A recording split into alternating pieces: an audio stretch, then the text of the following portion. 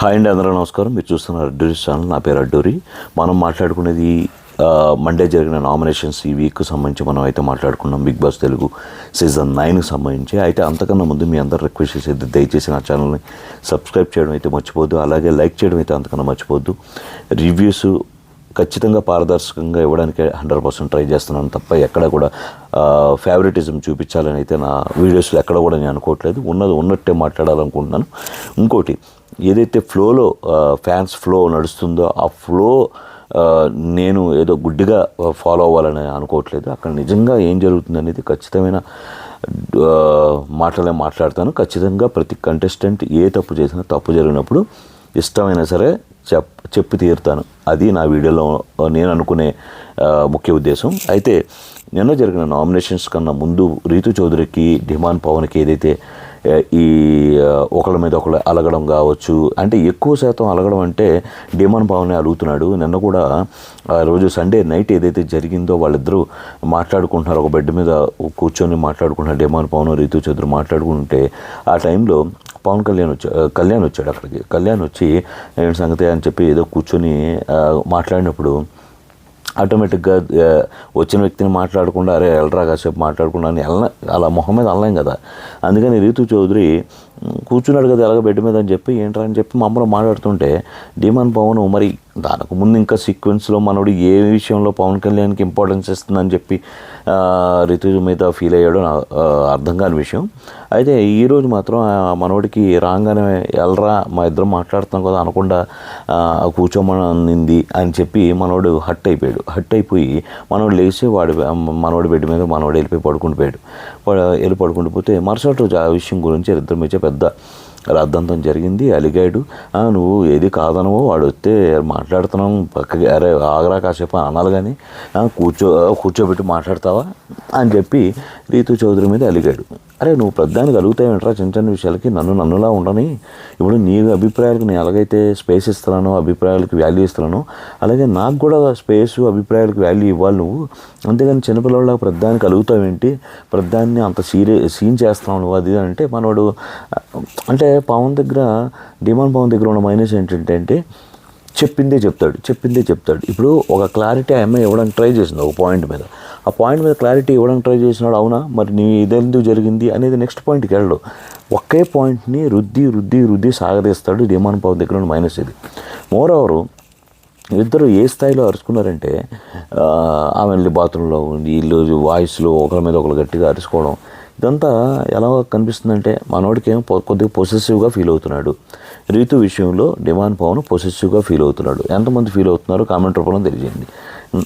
ఖచ్చితంగా అంటే ఆమె ఎవరితోనైనా కొద్దిగా టైం స్పెండ్ చేసినా, ఎక్కువ మాట్లాడినా మనోడికి ఇంపార్టెన్స్ తగ్గించేస్తుందేమో అనేది మనోడు ఆమె మీద ఇచ్చిన ఆరోపణ. అయితే ఇంకోటి కూడా నేను అడుగుతున్నాను, దయచేసి బిగ్ బాస్కి కూడా వీళ్ళిద్దరిలో ఒకరిని కనుక బయటకు పంపిస్తే రెండో వాళ్ళ ఆట బాగుపడుద్ది, ఖచ్చితంగా బాగుపడుద్ది. అంటే వీళ్ళిద్దరిలో ఇంకోటి నా ఒపీనియన్ ఇక్కడ కూడా ఇంకోటి చెప్తాను. వీళ్ళిద్దరిలో ఎవరు ఎలిజిబుల్ ఫర్ హౌస్ అంటే నేనైతే డిమాండ్ పవన్ అని చెప్తాను, రీతు చౌదరి కాదని చెప్తాను. రీతు చౌదరి ఎందుకు కాదంటే ఏ విషయంలో అయినా అమ్మాయి గేమ్స్ విషయంలో కూడా అవ్వచ్చు, ఆమె చాలా అంటే ఎలా అయినా ఆడి గెలిచేద్దాం అనే తత్వం ఉంటుంది. ఎలా అయినా జడ్జిమెంట్ చేసి ఫేవరెటిజం చూపిద్దామని అనుకుంటుంది. ఆల్రెడీ ప్రూవ్ అయింది, గేమ్స్లో కూడా ప్రూవ్ అయింది. ఆశా సైని గారితో ఆడిన ఆటలు కానీ ఇవన్నీ నేను ఫస్ట్ నుంచి చెప్పుకొస్తున్నాను. సో ఈ అమ్మాయికి ఇప్పటివరకు ఉంచారు, 70 రోజుల పైన అయిపోయింది కాబట్టి ఇంకా ఖచ్చితంగా రీతు చౌదరిని పంపిస్తే డిమాండ్ పవన్ లాంటి వాడు ఇంకొద్ది కాన్సన్ట్రేట్ చేసి ఆడతాడనేది నా ఫీలింగ్. ఇది వాళ్ళిద్దరికి సంబంధించిన ఎపిసోడ్ నడిచింది. తర్వాత నామినేషన్ స్టార్ట్ అయింది. ఇక్కడ చిన్న పవర్ ఇచ్చారు తనుజకి. ఏంటంటే ఈ అమ్మాయి ఎవరికైతే 1, 2 నెంబర్లు ఇచ్చారు అక్కడ కార్డ్స్, ఎవరికైతే 2 ఇస్తుందో వాళ్ళు ఇద్దరిని నామినేట్ చేయాలి, ఎవరికైతే 1 ఇస్తుందో ఒక్కరిని నామినేట్ చేయాలి. ఇవన్నీ అయిపోయిన తర్వాత ఫైనల్గా ఒకరిని సేవ్ చేసే అవకాశం, అంటే నామినేషన్లో ఉన్న వాళ్ళు ఎవరో చూసుకొని వాళ్ళు ఎవరో నచ్చితే వాళ్ళని సేవ్ చేయొచ్చు. అయితే ఇక్కడ నేనైతే మాత్రం నామినేషన్స్లో నేను ఏదైనా ఒకరిది ఏది అన్యాయం అనిపిస్తుందో అక్కడ నేను మాట్లాడాలనుకుంటున్నాను. ఇక్కడ ఎవరెవరిని నామినేట్ చేశారు, అక్కడ తప్ప రైట్ అనేది, రైట్ అయితే ఎక్కువ డిస్కస్ చేయనండి, తప్పు అయితే మాత్రం డిస్కస్ చేస్తాను. అయితే ఇక్కడ ఇమాన్యుల్ ఇమాన్యుల్కి ఫస్ట్ అవకాశం ఇచ్చింది, 2 కార్డు ఇచ్చింది. ఎవరిని నామినేట్ చేశాడంటే భరణిని, రీతును నామినేట్ చేశాడు. భరణి గారికి ఇచ్చిన ఏదైతే ఉందో నాకు అది కరెక్ట్ అనిపించలేదు యాక్చువల్గా. ఎందుకంటే ఆయన అంత నొప్పి వచ్చినా సరే గేమ్స్ అయితే ఆడుతున్నాడు, అది ఒప్పుకోవాలి. ఆ ఏజ్లో నొప్పి వచ్చినా, దెబ్బలు, ఇంజురీలు 2 చోట్ల అయినా, షోల్డర్ అయింది, అబ్డామన్స్లో అయింది, అయినా సరే ఆయన అంత బాగా గేమ్స్ ఆడుకుంటూ వస్తున్నాడు. గివ్ అప్ ఇవ్వట్లేదు, అంటే ట్రై చేస్తున్నాడు.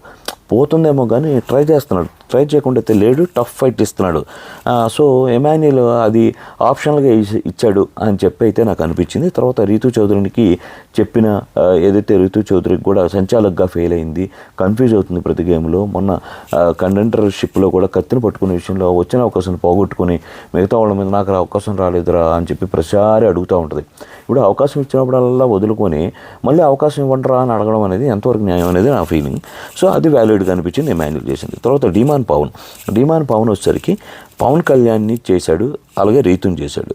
రీతుని చేసి ఉండకూడదు అనిపించింది. అంటే ఎవరైనా చేసింది రైట్ అంటాను, డిమాన్ పవన్ చేసింది రాంగ్ అంటాను. ఎందుకంటే ఖచ్చితంగా మనోడు పొసెసివ్గా ఫీల్ అయ్యి ఇప్పుడు కూడా ఆ అమ్మాయిని టార్గెట్ చేసి నామినేట్ చేశాడైతే నా ఫీలింగ్. ఎందుకంటే ఇంతకు ముందే డిస్కషన్ జరిగింది, ఆ అమ్మాయిని కొద్దిగా అడగాల్సింది అడిగాడు, అన్నీ అడిగాడు. దాన్ని తీసుకొచ్చి ఇప్పటి వరకు ఒక అండర్స్టాండింగ్ మీద వస్తున్నారు కదా. ఆ అమ్మాయి అదే అడుగుతుంది, ఇది అరే అదేంట్రా, నేను ఎప్పుడు అది పర్సనల్ అనుకున్నాను రా, ఎప్పుడు నామినేషన్లో తీసుకురాలేదురా, నువ్వేంట్రా నన్ను నామినేట్ చేశాను బాగా ఫీల్ అయితే. అదే జెన్యున్గా ఫీల్ అయింది. నాకు కూడా కరెక్ట్ కాదనిపించింది డిమాన్ పవన్ నామినేట్ చేసిన విధానం అయితే. తర్వాత చెప్పాడు రీజను ఏమనంటే, నువ్వు సంచాలకుగా ఫెయిల్ అయ్యావు, ఇలాంటి విషయాలు నువ్వు గేవ్ అప్ ఇచ్చావు, ఇలాంటి విషయాలు తర్వాత చెప్పాడు. అది నాకు వ్యాలిడ్ అనిపించలేదు, అంటే వ్యాలిడ్ కాదు, కరెక్ట్ కాదనిపించింది. వ్యాలిడ్ రీజన్ అయితే ముందే చెప్పుంటే సంచాలకుగా ఫెయిల్ అయ్యావని డిమాన్ పవన్ అది 100% వ్యాలిడ్ అయ్యేది. కాకపోతే ఆయన అరుస్తున్నావు, నువ్వు నా మీద గట్టిగా అరుస్తున్నావు, అది బయట వాళ్ళకి నెగిటివ్గా వెళ్తుంది, ఇలాంటి పర్సనల్ రీజన్తో ఆయన నామినేట్ చేశాడు. అది నాకు నచ్చలేదు, అది తప్పు అనిపించింది. తర్వాత డిమాన్ పవన్ కళ్యాణ్ని నామినేట్ చేశాడు, ఇది వ్యాలిడ్ అనిపించింది. ఇది చెప్పింది ఏంటంటే, ఏదైతే నువ్వు ఫస్ట్ నుంచి ఉన్నావో ఏది కూడా నువ్వు నీ ఒపీనియన్ నా మీద చెప్పట్లేదురా. ఏదైతే ఆ అమ్మాయికి మొన్న కమెంటర్ విషయంలో కూడా ఏదైతే గొడవ అయిందో ఆ విషయంలో ఎవరు తప్పు అనేది నువ్వు అక్కడ అడిగినప్పుడు కూడా చెప్పలేదు, చూసిన తర్వాత కూడా నువ్వు క్లారిటీ ఇవ్వలేక అట్లీస్ట్ ఇప్పుడన్నా చెప్పు, ఎవరు తప్పు అంటే కూడా దానికి కూడా డొంక తిరుగుడు సమాధానాలు చెప్తూ, డొంక తిరుగు అటు తిరిగి ఇటు తిరిగి ఏదో చెప్పి మధ్యలో మళ్ళీ ఆప్షన్స్ పెట్టి మరి ఆమెకి ఫేవర్గానే మాట్లాడుతూ ఆమె తప్పు అని చెప్పడానికి అయితే చెప్పాడు కళ్యాణ్. అది ఎందుకో ఇప్పుడు తప్పు అయితే తప్పు అని చెప్పాలి, రైట్ అయితే రైట్ అని చెప్పడానికి తప్పేంటి, దాని మీద పెద్ద స్టోరీ మధ్యలో వెళ్ళి మళ్ళీ ఆమెని తనూజ ఫీల్ అవ్వకూడదు అనే దాని ఒక పెద్ద స్టోరీని అల్లుకోవడం అనేది కళ్యాణ్ ఎవరైతే ఉన్నారో ఆర్మీ కళ్యాణ్ చేసింది అయితే తప్పు. అది నాకు నచ్చలేదు ఆన్సర్. సో ఇక్కడ వ్యాలిడ్ పవన్ కళ్యాణ్ని నామినేట్ చేయడం వ్యాలిడ్ అనిపించింది, నాకు కూడా అనిపించింది. అది తర్వాత రీతు వచ్చేసి దివ్యాని చేసింది. నిజంగా చెప్తున్నాను, దివ్యాని ఏదైతే నామినేట్ చేసిందో రీతు, అది చెత్త రీజన్ అని చెప్పాలి. ఆమెని నామినేషన్లో పెట్టాలి కాబట్టి పెట్టింది అని అనిపించింది తప్ప వ్యాలిడ్ రీజన్ కాదు. వేరే ఆప్షన్ లేక పెట్టిందా, లేకపోతే ఇంకెవరినైనా చేయడానికి అక్కడ ఆప్షన్ లేదు. చూడండి, దివ్య తప్ప ఇంకెవరిని నామినేట్ చేయడానికి ఆప్షన్ లేదు. అక్కడ డిమాన్ పవన్ కళ్యాణ్, సుమను, భరణి, తర్వాత సంజన గారు ఉన్నారు. మరి సంజన గారిని చేయొచ్చు, కానీ సంజన కొద్ది కట్స్ చూపిస్తుంది మేబీ, అందుకని చేయలేదా లేకపోతే ఏంటో నాకు అర్థం కాలేదు. అదొకటి. దివ్యాన్ని చేసిన విధానం అయితే అది రాంగ్ అనిపించింది రీతు చౌదరి. అంటే పాత చింతకాయ నన్ను తొక్కేద్దాం అనుకుంటున్నావు, నన్ను తొక్కేసి నువ్వు పైకి లెగుద్దాం అనుకుంటున్నావు, నువ్వు కరెక్ట్ అనిపించుకోవాలంటే నేను అంత బాగా ఆడట్లేదు, నా గురించి అలా చెప్తావు అంటే, ఇప్పుడు ఒకటండి, నేను నా కొలీగ్ ఉన్నారండి, మా ఇద్దరిని సెలెక్ట్ చేద్దాం అనుకుంటున్నారు ఒక జాబ్కి, అప్పుడు ఖచ్చితంగా నాలో ఎక్స్ట్రా క్వాలిటీస్ ఏమున్నాయి నేను చెప్పుకుంటాను. సార్ వాళ్ళు కంప్యూటర్స్ చేయలేదు, నేను కంప్యూటర్స్ చేశాను సార్ అని చెప్పుకోవడం తప్పేం లేదు. సో అలాగా దివ్య నేను ఇన్ని గెలిచాను లేకపోతే ఇన్ని చేశానని చెప్పుకుంటుంటే నువ్వు నన్ను తొక్కి నువ్వు పైకి వెళ్దాం అనుకుంటున్నావు ఏంటనే మాట రీతు చండాలంగా అది చేసింది, నామినేట్ చేసిందని అనిపించింది. అలాగే పవన్ కళ్యాణ్ భరణిని చేసింది ఏంటంటే, పవన్ కళ్యాణ్ భరణి గారిని నామినేట్ చేశాడు. రీజన్స్ ఏంటంటే పెద్దగా ఆ ఎఫెక్ట్ లేదు, ఇలాంటి రీజన్తో అయితే చేశాడు. అక్కడైతే ఒక్క నిమిషం, పవన్ కళ్యాణ్ వచ్చేసరికి డిమాన్ పవన్ని నామినేట్ చేశాడు. ఏ రీజన్ అంటే, నీ దగ్గర నుండి రావాల్సిన సపోర్ట్ రావట్లేదు అని చెప్పు కదరా నువ్వు అన్నావు, నేను ఎక్కడ నుంచి సపోర్ట్ చేయలేదురా అని చెప్పి ఏదైతే తను ఆల్రెడీ పవన్ కళ్యాణ్కి ఏ రీజన్తో అయితే చేశాడో ఆ రీజన్స్కి ఎక్స్ప్లెనేషన్ ఇచ్చుకోవడానికి అయితే ట్రై చేశాడు. అంటే కరెక్ట్గా చెప్పాలంటే రివెంజ్ నామినేషన్ లాగే అనిపించింది. డిమాండ్ పవన్ నామినేట్ చేయడానికి డిమాండ్ పవన్ అక్కడ ఏం తప్పు చేశాడు, ఏం తప్పులు చేయలే. కాకపోతే ఒకటే రీజన్ ఏంటంటే తన మీద నామినేట్ చేసిన రీజన్ ఏదైతే ఉందో అది నచ్చలేదని నామినేట్ చేశాడు. సో అక్కడ సేఫ్గా నామినేట్ చేశాడు, వేరే ఆప్షన్ లేక అనేది నాకు అనిపించింది. అండ్ ఏదంటే సంజన గారిని చేయొచ్చు. సంజన గారు అంటే రివెంజ్ నామినేషన్ అంటే 2 ఆప్షన్లు ఉన్నప్పుడు అటు తీసుకోవచ్చు కదా, ఇటు తీసుకున్నాడంటే సింపుల్. తనూజ విషయంలో మనోడు రివర్స్ అయ్యాడు కాబట్టి డిమాండ్ పవన్ ఆ విషయంలో మన ఇద్దరిని తప్పుపడుతున్నాడు కాబట్టి రివెంజ్ నామినేషన్ వేసినట్టు అనిపించింది పవన్ కళ్యాణ్ చేసింది. తర్వాత సుమన్ శెట్టి గారికి లాస్ట్లో ఇచ్చారండి, దాని గురించి నేను చెప్తాను. దానికన్నా ముందు దివ్యకి ఛాన్స్ ఇచ్చారు, దివ్యకి 2 ఇచ్చారు. దివ్య వచ్చేసి రీతు చౌదరిని దివ్యకి 1 ఇచ్చారు. దివ్య రీతు చౌదరిని నామినేట్ చేసింది.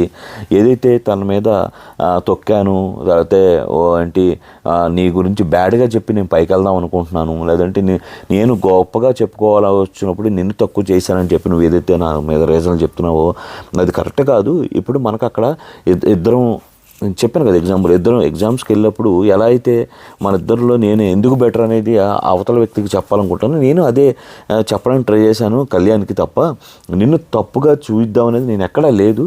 నేను బెటర్ దాన్ యూ, గేమ్స్ నీకన్నా బెటర్గా ఆడానని చెప్పుకోవడానికి ట్రై చేశాను తప్ప అంతకుమించి నేనేం చేయలేదు అని చెప్పి.